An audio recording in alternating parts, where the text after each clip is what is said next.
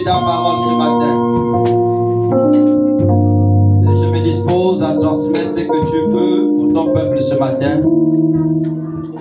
Puisse ton esprit se saisir de ces moments et nous conduire. La gloire te revient. Au nom de Jésus. Amen. Bonjour, bonjour, sinon le bonjour pour certains. Comment allez-vous? Et les fêtes, comment ça s'annonce là-bas chez vous? Pour nous, ça s'annonce bien. Ça s'annonce bien pour les pasteurs. Parce que nous n'allons pas faire des fêtes à la maison. Comme nous allons vous rendre visite. Donc j'ai commencé par acheter une corbeille. Et je vais faire le tour.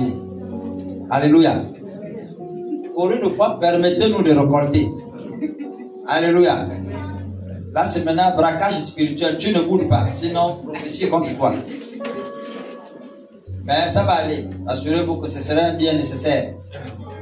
Si je vous braque 2 doigts de banane, Dieu va vous en donner 200. Ce n'est pas un problème. Alléluia.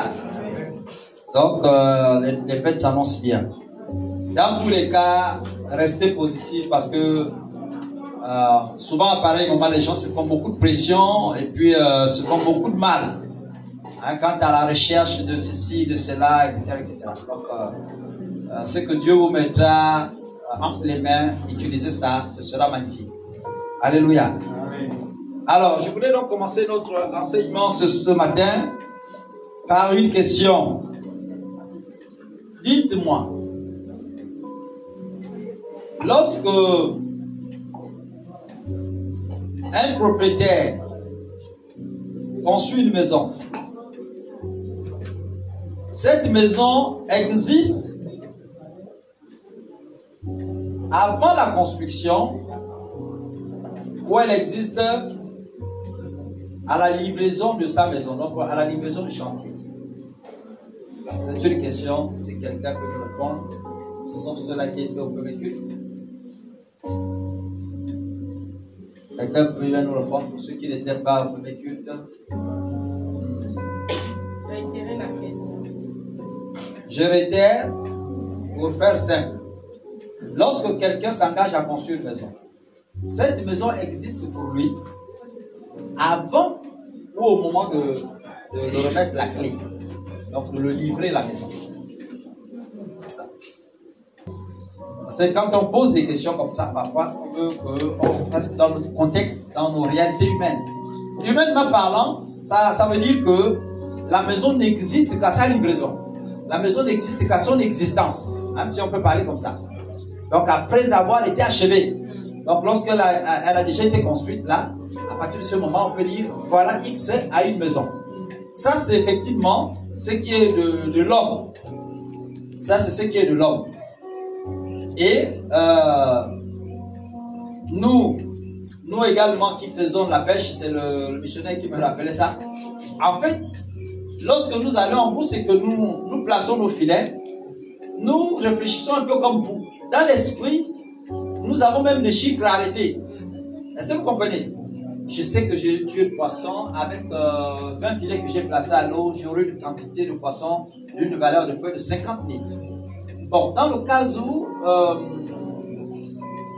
une grâce particulière arrivait, je suis sûr que je peux atteindre les 100 000 ou les 150. Est-ce que vous comprenez? Mais il arrive que Dieu fait grâce, vous dépassez ce taux-là. C'est-à-dire que vous vous retrouvez avec le poisson de 200 000. Et là, vous dites, oh, c'était magnifique. Vous comprenez? À ce moment-là, c'est là où quand vous regardez comme ça, les louanges, même que vous avez oublié depuis que ça sort. Parce que là, l'inspiration est bonne, là. Alléluia. Donc, il arrive effectivement que, dans l'esprit, nous concevons déjà l'achat ou la vente de notre produit. Et c'est ce que la Bible nous démontre ici. Pour l'homme, les choses existent, n'est-ce pas, au moment de leur existence, au moment de leur création. Pour Dieu, les choses existent avant qu'elles ne prennent forme, qu'elles ne prennent jour. Est-ce que vous comprenez? Et c'est là où vous rentrez dans le plan. Hein, tout à l'heure, comme vous disiez tantôt, c'est dans le plan. C'est au départ même du projet que la maison existe. Et nous avons essayé de décortiquer ça avec les autres. Effectivement, lorsque tu as une maison, ta maison existe au départ dans un plan. Et c'est à ce moment-là que tu sais qu'à tel endroit, ce sera le petit coin des enfants. À tel endroit, ce sera le coin des adultes. À tel endroit, je prépare tel endroit pour telle chose. Ma cuisine se positionnera là au lieu d'ici parce que j'estime que avec toutes les sœurs, les belles sœurs, les amis, c'est là que moi j'ai, il me faut avoir une cuisine de ce type et qui soit située exactement à tel endroit. De peur que demain, ça ne vienne saturer peut-être mon salon, que ça ne vienne. Donc, tout ça est pensé à l'avance. Et quand tu as fini de penser comme ça, tu donnes au constructeur, tu lui dis, maçon, c'est ça là, avec une dimension là, que tu dois pouvoir réaliser sur mon terrain. Et on lui remet les moyens qu'il demande pour que ce projet voie le jour. Amen. Amen. Et même quand il doit commencer ce projet, arriver à une certaine étape, avant que ça ne parte loin, quand les sous-bâtiments même sont sortis là, tu dois être capable de venir regarder. Il doit être normalement t'appeler pour te dire, maman viens d'abord voir, oui, papa viens d'abord voir le sous-bâtiment. Bon, voilà ce que tu disais. Dans le plan, voilà ce que nous avions réalisé. On a fait ça, on a sorti ça, on a sorti ça, on a sorti ça. Est-ce que c'est comme ça que toi tu vois les choses? Parce que c'est dans cette forme-là que la maison va maintenant monter. Vous comprenez? Donc ça là, c'est des choses que l'on fait généralement quand on veut construire un projet. Et quand le projet est construit comme ça, aucun homme ne pourra venir te dire ton projet là est mauvais parce que la cuisine est située à tel endroit. Parce que devant les arguments des autres, tu auras des contre-attaques. Tu sauras que j'ai placé ma cuisine là à cause de X choses. Pas parce que j'avais vu ça chez tel forcément, mais parce que dans ma réalité à moi, ma cuisine doit être à tel endroit. Est-ce que vous comprenez? Sinon après, quand vous n'avez pas de plan, vous donnez au constructeur, donc au maçon, à l'ouvrier, donc le chantier, et vous lui dites, bon papa, je veux juste une maison de 3 chambres. Lui il va te créer un plan qui est le sien. C'est-à-dire que s'il te met la cuisine proche des toilettes, ne sois pas surpris, ça c'est son plan. Et il a vu comme ça quelque part. Chez un des ministres, quelque part, il a vu ça, et pour lui, comme c'est chez un ministre, c'est un très bon plan. Or, le ministre, il sait ce qu'il fait entre la cuisine et les toilettes. Vous comprenez? Peut-être qu'il a désormais diarrhée chronique. Donc, il fait une cuisine où il sait que dès qu'il mange là, ça attaque, il court direct. Donc, lui, il sait pourquoi il a construit comme ça. Maintenant, lui, là-bas, il dit non. Comme c'est un plan ministériel, moi, je fais ça comme ça. Donc, maman ou papa sera comme ministre. Mais en réalité, c'est pas dans ta conception des choses, tu ne vois pas les choses comme ça. Alors, donc, voilà un peu. Dieu, n'est-ce pas, malheureusement, lui, il voit les choses différemment des hommes. Il voit les choses, n'est-ce pas, pas comme les hommes les voient. Dieu voit les choses déjà finies d'avance. Alléluia. Donc, avant même que les choses ne commencent, Dieu voit les choses. Il les voit déjà finies. Il voit déjà l'existence, n'est-ce pas, de la chose avant même qu'elle n'existe. Qu'elle n'est plus forme au milieu des hommes. Il voit ces choses-là. Amen. Amen.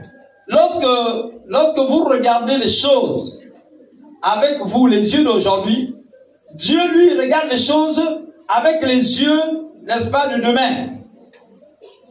Dieu voit les choses avec les yeux de demain. Il ne regarde pas avec nos yeux d'aujourd'hui. C'est-à-dire que je vois la voiture aujourd'hui parce qu'elle existe. Mais Dieu, dans sa conception de choses, il les voit avant que la voiture ne vienne même, qu'elle ne quitte Dubaï, qu'elle ne soit avec vous ici.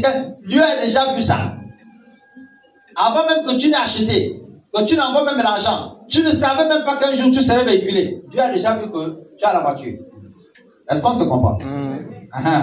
C'est pourquoi lorsque on arrive au niveau de la création, bien mes frères, dans le plan de Dieu, l'homme créé, donc l'homme grand H, existe avant même, n'est-ce pas, de l'avoir vu. Avant même qu'il soit créé, l'homme existait déjà dans le plan de Dieu. L'homme existait déjà dans le plan de Dieu, avant même qu'il ne soit créé. C'est pourquoi quand Dieu va donc créer l'homme, prend l'initiative de créer l'homme, après qu'il ait déjà vu l'homme, il dit ceci. Il dit, faisons l'homme à notre image. Qu'il soit exactement comme nous. Donc, Dieu avait déjà vu l'homme. l'homme existait déjà pour Dieu. Vous comprenez ça? Ce qui fait que pour amener l'homme à exister, ce n'était plus compliqué pour Dieu. Il a juste pris dans ce qu'il voit là, il a dit c'est là. Et l'homme a existé. Est-ce qu'on se comprend? Donc, vous n'êtes pas le fruit des hasards. Vous êtes un projet de Dieu. Alléluia. L'église n'est pas le fruit des hasards. L'église est le projet de Dieu. Quand vous regardez dans toute l'histoire des prophéties, vous allez vous rendre compte que toute l'histoire des prophéties a un plan bien détaillé. Jusqu'à l'arrivée de Christ, jusqu'à ce que Christ meure, que son sang coule pour que l'église puisse exister. Tout ça là avait déjà un plan. Ça avait déjà été existentiel dans la tête, dans l'esprit de Dieu. L'église existait déjà. Donc vous n'êtes pas le fruit des hasards. L'église est le plan de Dieu. Vous existez avant que les hommes ne voient ce qu'ils sont en train de voir aujourd'hui. Alléluia. Dieu savait que vous serez ce que vous êtes aujourd'hui. Alors, prenons donc Ésaïe. Frère, si tu peux nous le lire. Ésaïe 46, le verset 10. Ésaïe 46, verset 10.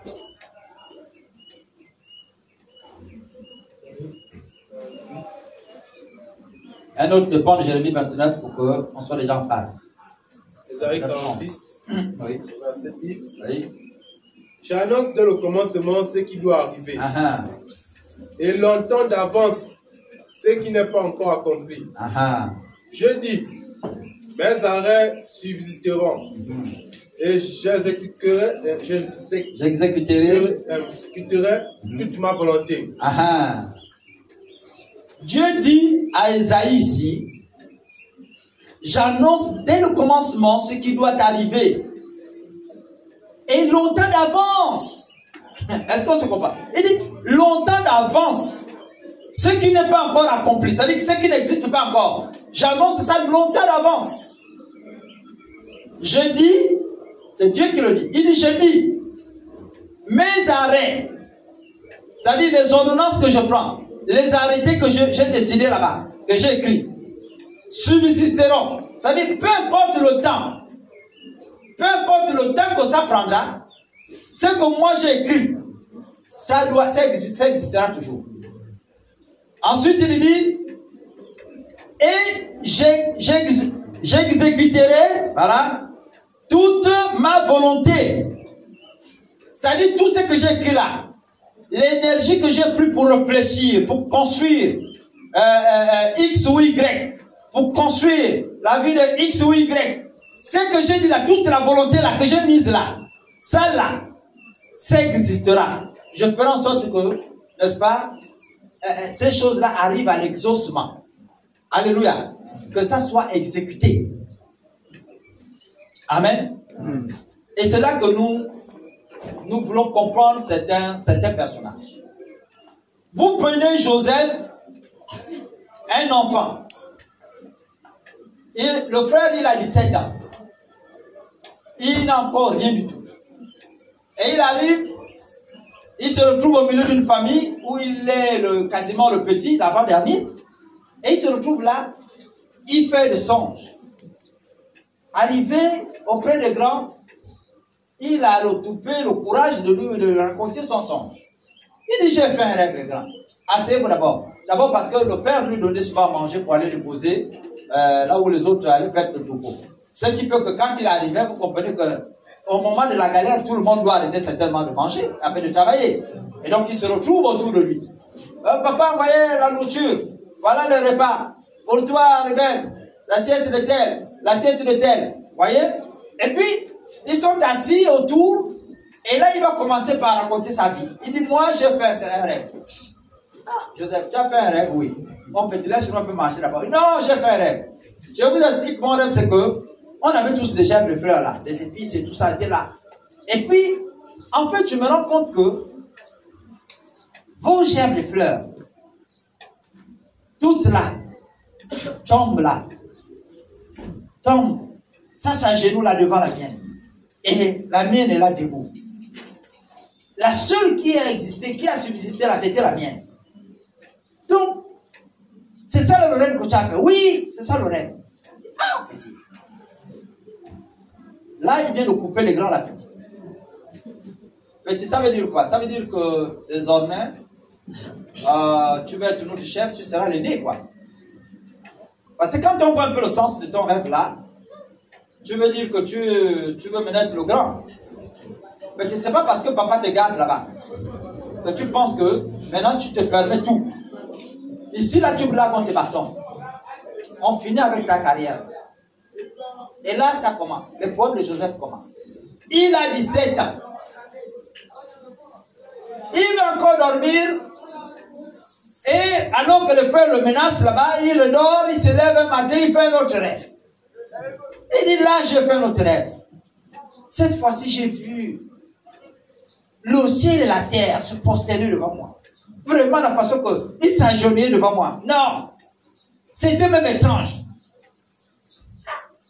Les frères disent, bon, il nous a d'abord vu nous.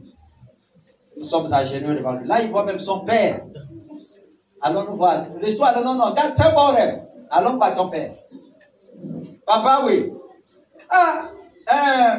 C'est toi l'homme de Dieu. Ton fils Joseph que voici. Il fait de ces rêves-là, il n'y a que lui qui peut t'expliquer, parce que nous, on ne comprend pas bien le sens. Explique un peu le rêve là à ton père. Papa, oui. Oh, j'ai vu, on était là ensemble. Et pendant que le ciel et la terre se prosternaient devant moi, toi aussi tu étais là, mes frères étaient là à genoux, vous tous vous étiez là à mes pieds. Et... le père des fils. Ça veut dire que, donc même moi, que je suis ton père, qui t'ai mis au monde, je vais être maintenant ton esclave. C'est ça là que tu veux dire? Les fils, les autres disent, papa, c'est ce qu'il explique là. Tu sais, depuis que tu gardes Joseph est devenu un peu trop perdu d'orgueil. Tu vois, il se prend un peu la tête. On t'avait toujours dit que l'enfant là, si tu continues à faire ce que tu es en train de faire là, tu le montes là contre nous. Voilà que là, ce n'est plus seulement nous. Il se monte maintenant contre toi, son père. Le voilà qui devient roi. Ça dit qui gère son père. À la limite même, il est devenu ton Dieu.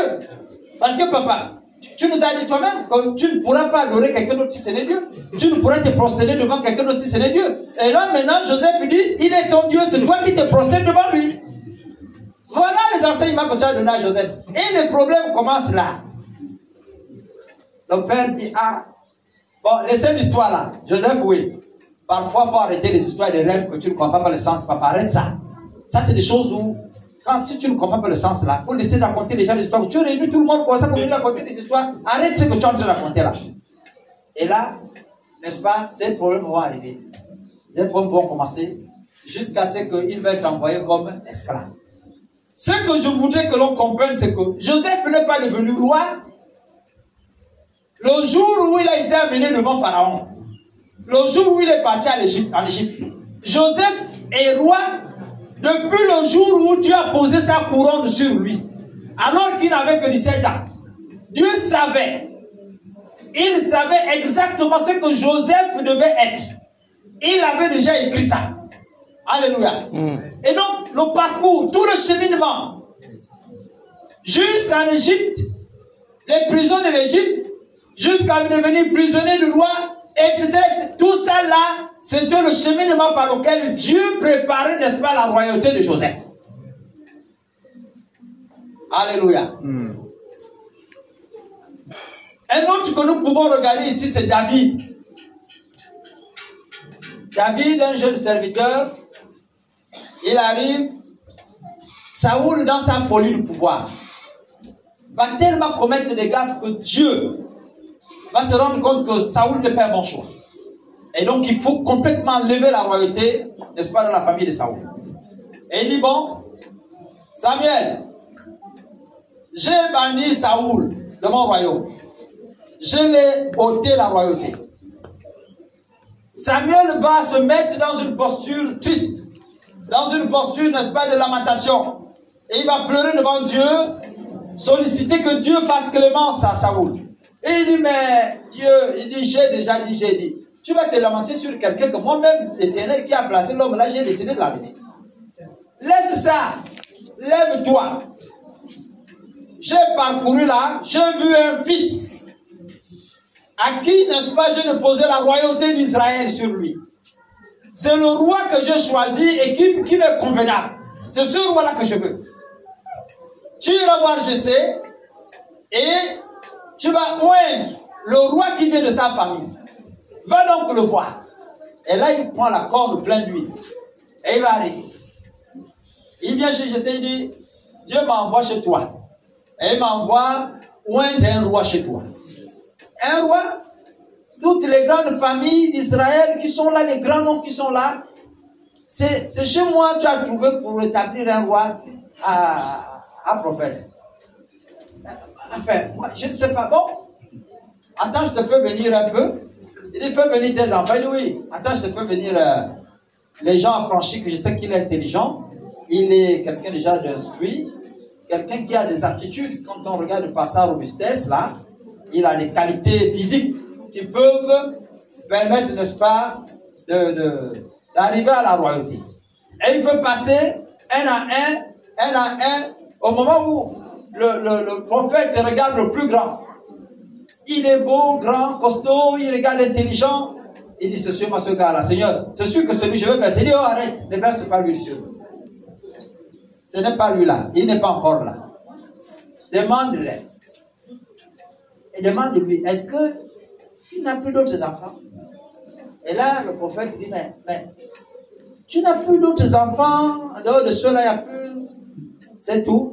Il dit, ah, celui qui est là même, c'est le plus petit. Le plus petit là, son travail là, tu parles là, à ce moment-là. Ça, c'est un petit fou. Il est là sur les dos de mouton, en train de sauter sur le mouton, là où tu le vois là, il est en train de crier partout là, dans la forêt. Tu vois, il est en train de chanter parler sur l'arc de mouton. Donc, ça là, c'est pas un roi qui parle avec cabri, tu vois, ça c'est non. Il vient là tout de suite, là, toute la maison là, sans le mouton, parce que lui, il vit avec eux. Il les embrasse. Toutes les journées, son passe-temps, ses jouets favoris, c'est le mouton là-bas. Il lui fait lui un peu venir. Dès que le gars arrive, le parfum commence par la porte là-bas, il dit c'est lui. Dieu dit c'est lui là. Alléluia. Dieu dit c'est l'homme là que j'ai choisi. Point-le. Ah, Seigneur, il dit point-le. C'est l'homme que j'ai choisi. Alléluia. Et David va être un roi.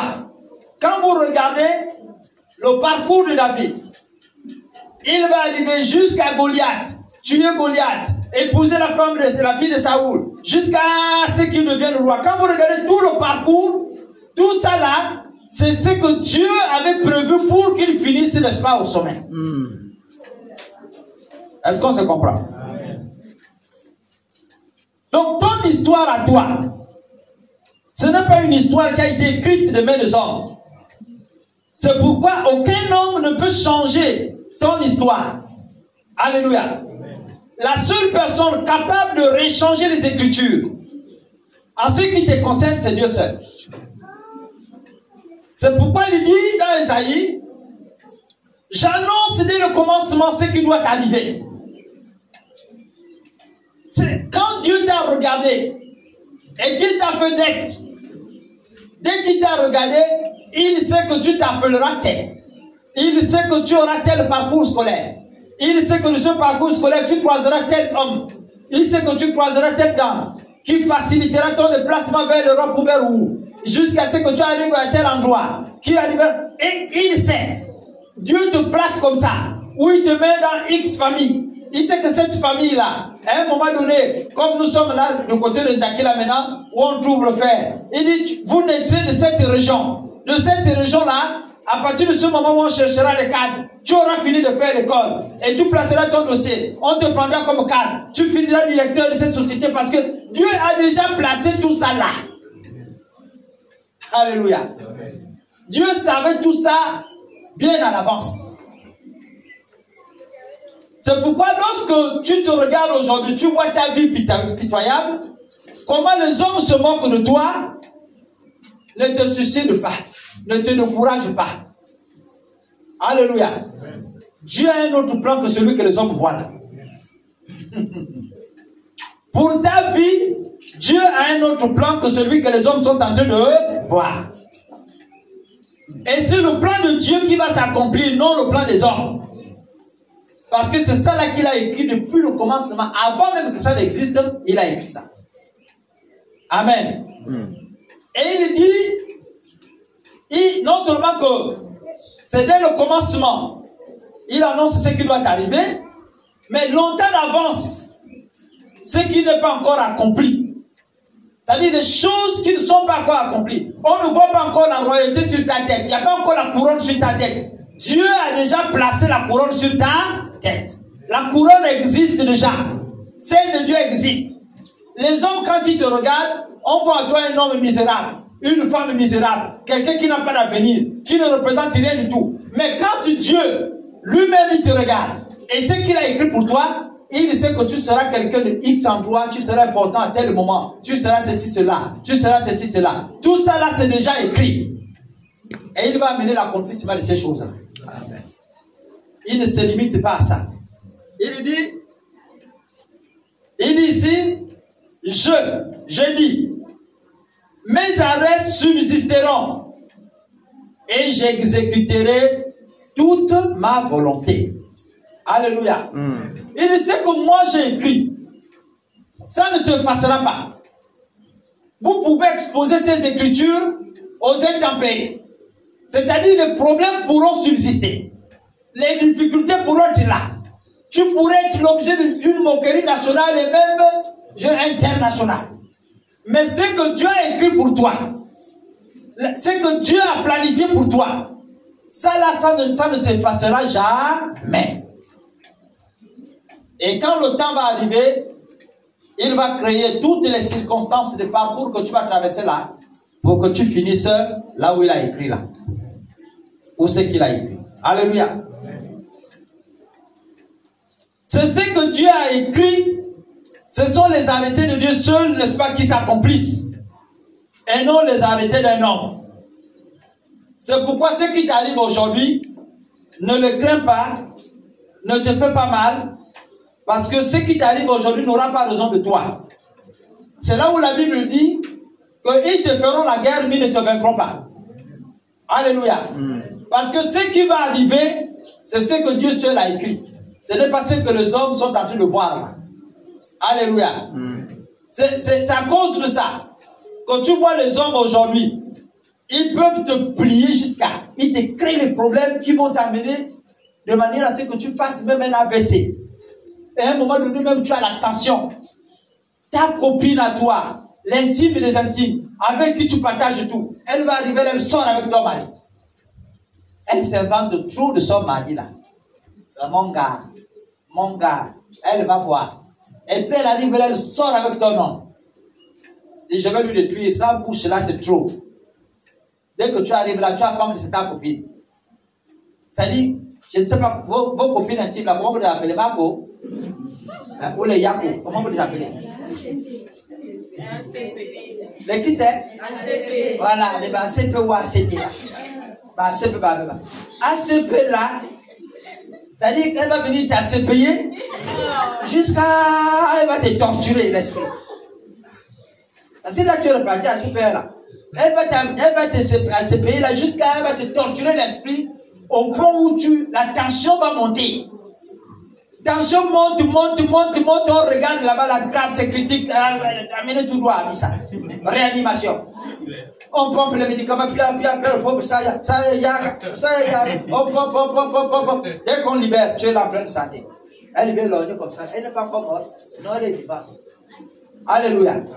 Tu ne mourras pas, parce que ta mort n'est pas écrite par elle. Ce n'est pas ACP qui a écrit ta mort. Tu mourras parce que Dieu aura dit que tu mourras à telle date. Et ton histoire ne s'arrêtera pas parce que ACP l'aura écrite. Alléluia. Son écriture ne viendra jamais effacer l'écriture de Dieu. Amen. On pourra venir te piétiner. C'est la maboule la plus, ou le maboule le plus maboule de tous les maboules. On te piétine. On t'écrase. Tu te lèves là-bas dès qu'on laisse. Aucun membre n'est brisé. C'est vrai que tu as les bosses. Ils te combattront. Ils te feront la guerre. Mais ils ne te vaincront pas. C'est-à-dire que les impacts seront toujours là. Tu vois les impacts. C'est ça qui montre que tu as été combattu. Mais quand tu as te brisé, ils n'arrivent pas à te briser. Parce que ton décret n'est pas écrit par eux. C'est Dieu seul qui a écrit ton décret. Et c'est le décret de Dieu qui va s'exécuter. Alléluia. C'est pourquoi ne vous inquiétez pas. Dieu me mettait, je n'ai pas partagé ça, à cœur une pensée. Ça arrivait comme une forme de vision. Et puis je disais à maman Alice, je dis, ta fille va souffrir. Elle va souffrir, elle va passer par des moments de souffrance plus de 5 ans. Elle va passer par ces moments de souffrance pendant 5 ans. Et après ces 5 ans, l'Éternel va lui restaurer. Alléluia. Après ces temps-là, Dieu va la relever.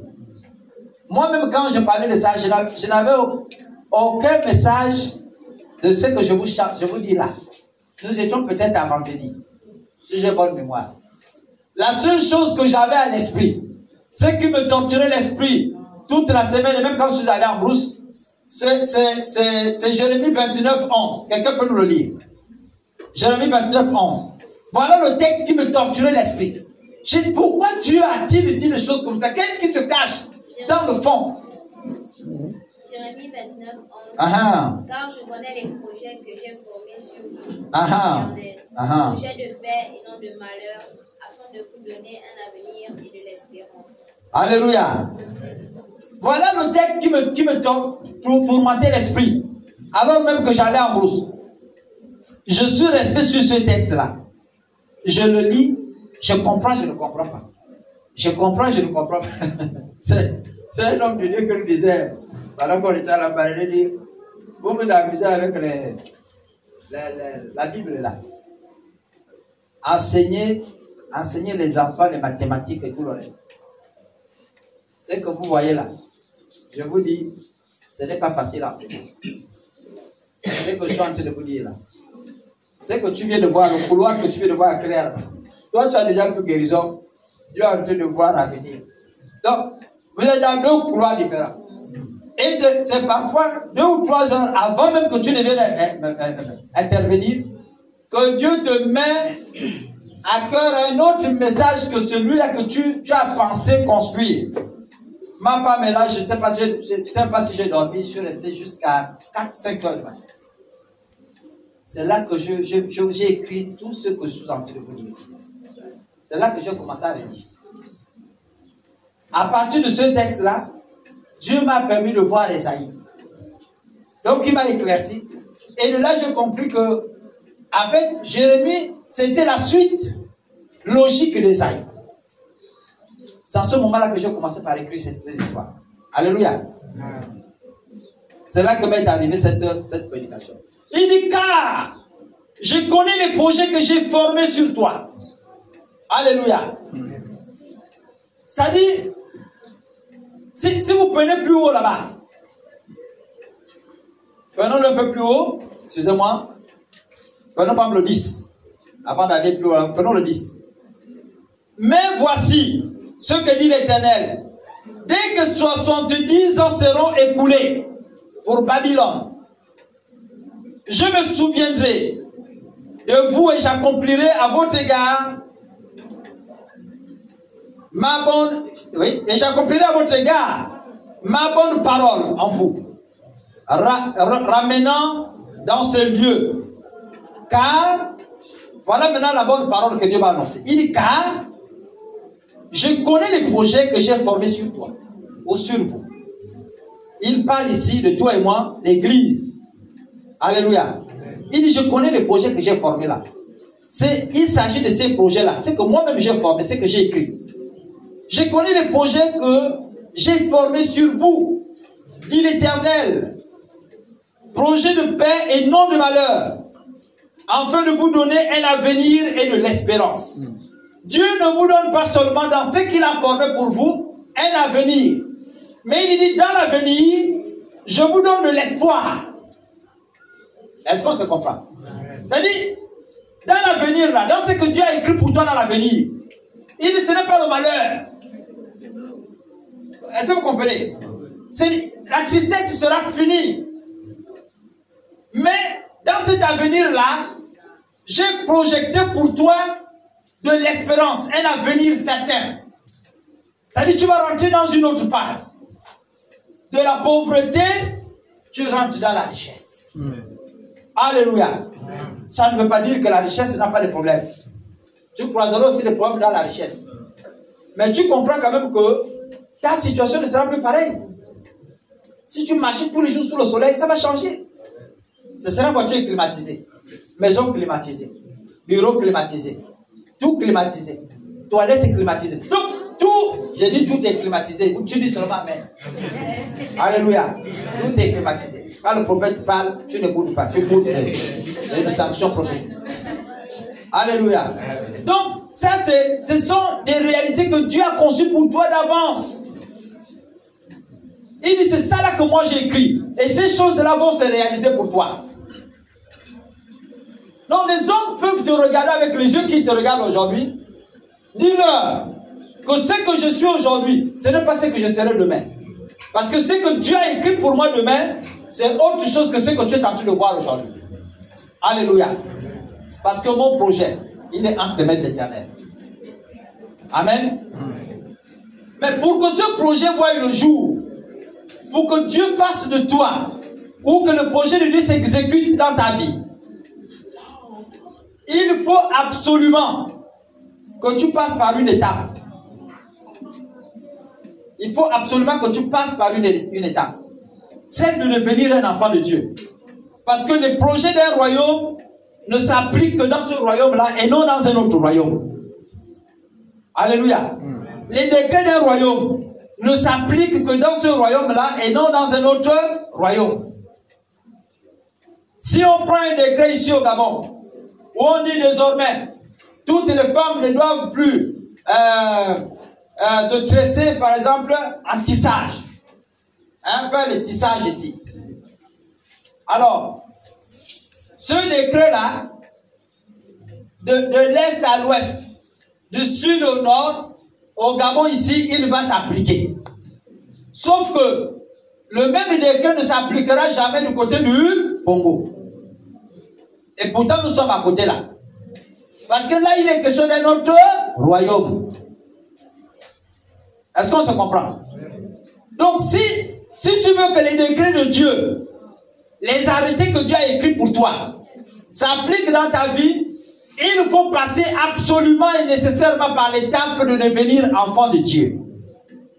C'est en ce moment-là que les projets de Dieu, ce qu'il a écrit pour toi là, ça va s'appliquer. Et je disais aux autres, parfois vous vous retardez la vie vous-même. Dans le fait que, en fait, vous voulez tellement vous amuser encore avec la vie, que vous allez prendre du temps à connaître ce que vous êtes et être utilisé par Dieu comme Dieu le veut.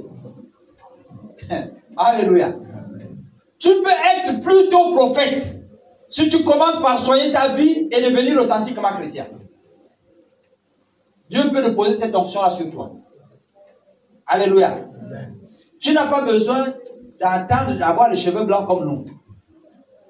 Nous, parfois, on était un peu endurcis entre la tradition, les choses de Ngoï, Nonjobi, toutes ces choses-là, et Dieu, et entre Dieu, le Saint-Esprit et tout ça là. Vous voyez? Parce que parfois on comprenait mal les choses spirituelles. Parfois nous on comprenait mal les choses spirituelles. Ça fait qu'à un moment donné, on était dans Dieu existe-t-il ou il n'existe pas? Il nous arrivait de réfléchir comme ça. Et mon oncle qui était un nganga dans de ces histoires-là, un des patrons dans les conneries là, pouvait me dire, il dit, ouais, il y a un champion. Tu as déjà vu Dieu?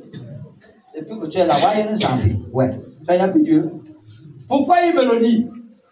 En fait, lui, sa spiritualité, c'est quoi? Ça repose sur un support. Ce qu'il me dit là, c'est pas faux, hein? Parce que là, je vais vous dire, la spiritualité repose sur un support. Vous comprenez? Nous sommes attachés aujourd'hui à la personne de Jésus-Christ. Si je dis à quelqu'un là, est-ce que le Saint-Esprit a déjà parlé à quelqu'un? Est-ce que depuis que vous êtes dans l'église, le Saint-Esprit vous a déjà parlé? Est-ce que quelqu'un a vécu ça? Il y a des mains levées? Alléluia. Ça, c'est le support sur lequel vous attachez votre foi. Vous savez que Dieu existe parce que vous êtes convaincus. Pour avoir été vous-même témoin de l'existence de Dieu par ce support-là qu'est le Saint-Esprit, vous avez vous-même la conviction que Dieu existe. Mais lui, son existence, n'est-ce pas, à son démoniasme ou quoi, c'était le crâne de son père. Quand le gars rentre dans sa chambre haute, le crâne du père est là. Il gratte. Il parle au père. Donne-moi telle chose, je m'en vais en brousse là, quand même baignade, quand même ceci, cela, donne-moi la viande, donne-moi le poisson. Il vient avec le coulard là, il souffle sur le crâne du père qui est déjà sec depuis longtemps. Le gars parle. Dès qu'il parle, à l'époque même il y a beaucoup de viande. Donc quand le gars parle, pas un tir sur un buffle, pas le sanglier, pas le singe, pas. Il dit le père agit. Est-ce que vous comprenez ça? Les chrétiens, vous devez asseoir l'existence de votre foi, n'est-ce pas, sur un support. Le vécu que vous avez avec votre Dieu. Alléluia. C'est ce qui fait que lorsqu'un homme viendra vous dire, qu'il soit musulman ou pas, qu'il vienne vous dire, Jésus n'existe pas. Saint-Esprit que vous dites, il n'existe pas. Tu diras, moi-même, il m'a parlé. Amen. Alléluia. Amen. Tu diras, s'il ne t'a jamais parlé à toi, parce que tu ne le connais pas, mais moi, il m'a déjà parlé. Je connais l'homme là que je suis en train de te dire là. Il m'a déjà parlé. Et je sais que ce type est vivant. Alléluia. Bref, c'était une parenthèse. C'était juste pour ouvrir une parenthèse comme ça. Et donc, il y en a qui ont besoin de ce support-là. Et c'est là où notre frère va nous dire ici, dans la suite, Jérémie dit, car je connais les projets que j'ai formés sur toi, sur vous, ce sont des projets de paix et non de malheur. Et il dit, n'est-ce pas, ce sont des projets, n'est-ce pas, qui vous préparent un avenir radieux. Ce sont des projets dont vous aurez un avenir magnifique. C'est pas l'existence que vous avez maintenant là. Ça là, quand vous passerez là, sous mes décrets, et que ces décrets vont s'appliquer dans votre vie, à partir de ce moment-là, vous allez voir comment votre existence va changer. Alléluia. C'est ce qui fait que ceux qui se moquent de toi, quand on regarde la vilaine fille ou la vilaine femme que tu étais, parmi les 10 qui se baladaient souvent à l'école, celle-là aussi pouvait se marier un jour. C'était même la plus noirade de nous toutes. Vraiment, comment les hommes là vraiment, mais finalement elle a même changé, elle est devenue même belle. Et c'est là où vous voyez quand il y a le groupe WhatsApp là. Vous avez vu elle? Tiens, je ne l'ai pas reconnue. Je l'ai croisée à mon boîte. Mais la façon que la sœur a changé, elle est pensée. Quand tu regardes coiffe, tissage américain, chinois, japonais, tout ça mélangé en toi. Elle est ayant. Et c'est ça. Parce que les gens ne comprennent pas. Et ils ne comprendront jamais qu'en fait, ton histoire ne s'arrêtait pas à ce qu'ils ont vu à l'école primaire ou au secondaire. Amen. Alléluia. Ton histoire est écrite d'avance avec Dieu. Et pour les temps à venir, c'est que eux ils ne voient pas, c'est que tes copines, tes parents, tes frères ne voient pas maintenant. Dieu a déjà prévu ça depuis longtemps. Et ça va se réaliser. Alléluia. C'est pourquoi pendant que tu souffres là, dis-toi toujours au plus profond de toi, je sais que souffrance, c'est que Dieu a écrit pour moi là, ça va se réaliser. Dieu quittera un jour ma vie. Alléluia. Ça, la souffrance là, c'est-à-dire le fait que tu ailles à l'école là, les pluies sur toi, tu marches, les parents n'ont pas de taxi à te donner, et ceci, c'est là. Les temps sont difficiles, tu n'as même pas crème à frotter, tu as ceci, cela, parfois la tenue est déchirée. C'est-à-dire, les souffrances là sont les étapes par lesquelles Dieu est en train de te préparer, en train de préparer ton avenir. C'est pourquoi il parle de former les projets que j'ai formés. Des projets que j'ai formés.